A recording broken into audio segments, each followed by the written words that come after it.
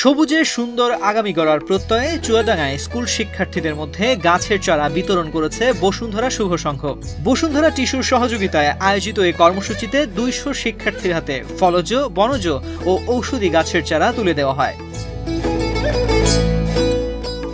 সোমবার বেলা 11টায় শহরের Rahela Khatun girls academy school প্রাঙ্গণে অনুষ্ঠিত এই কর্মসূচিতে প্রধান অতিথি হিসেবে উপস্থিত ছিলেন জেলা পরিষদের প্রশাসক শরীফুজ্জামান। বিশেষ অতিথি ছিলেন অতিরিক্ত জেলা প্রশাসক নয়ন কুমার রাজবংশী সহ স্থানীয় বিভিন্ন পর্যায়ের বিশিষ্ট ব্যক্তিরা। অনুষ্ঠানে বক্তারা বলেন, জলবায়ু পরিবর্তন, তাপমাত্রা বৃদ্ধি ও পরিবেশগত ভারসাম্যহীনতার এই সময়ে বৃক্ষরোপণের গুরুত্ব আগের যে কোনো সময়ের তুলনায় বেশি।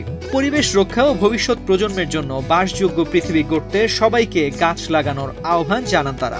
বক্তারা আরও বলেন, শিক্ষার্থীদের মধ্যে গাছের চারা বিতরণের মাধ্যমে তাদের মধ্যে পরিবেশ সচেতনতা ও দায়িত্ববোধ তৈরি হবে। বসুন্ধরা শুভ সংঘের এই উদ্যোগ সময়োপযোগী এবং দেশের অন্যান্য এলাকাতেও এ ধরনের কর্মসূচি ছড়িয়ে দেওয়া প্রয়োজন। পরে অতিথি ও শিক্ষার্থীরা স্কুল প্রাঙ্গণে গাছের চারা রোপণ করেন।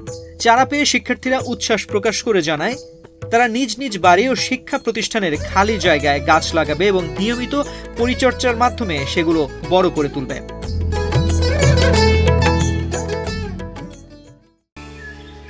জায়গা কেনার পর কোনোদিন ভাবিনি বাড়ি দেখে যেতে পারবো। বাবা, তুমি করেছো জমি আর আমি করলাম বাড়ি। এখন থাকবে তোমার নাতি। বসুন্ধরা সিমেন্টের দৃঢ় গাঁথুনি গড়েছে 3 প্রজন্মের এক ঠিকানা। শক্তির মানদণ্ডে উত্তীর্ণ বসুন্ধরা সিমেন্ট। বসুন্ধরা সিমেন্ট, প্রজন্মের বন্ধন।